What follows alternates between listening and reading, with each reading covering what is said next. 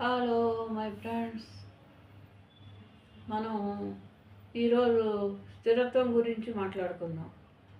స్థిరత్వం అంటే మనం చేసే ఆలోచన కానీ, చేసే పని కానీ, వేసే అడుగు కానీ స్థిరంగా బలంగా ఉండాలి.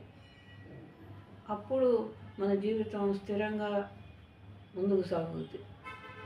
స్థిరత్వంలో చెప్పుకోవాల్సింది ఏంటంటే, ప్రతిదీ అడుగు కానీ, మాట కానీ, ఆలోచన కానీ, మనం చేసే పని కానీ ఏదైనా సరే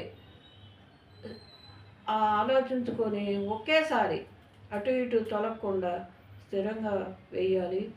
వేసినప్పుడు అడుగు తడబడకూడదు, జారకూడదు, మాట జారకూడదు, ఏది జారకూడదు. స్థిరంగా ఉండండి. లైక్ చేయండి, సబ్స్క్రైబ్ చేయండి.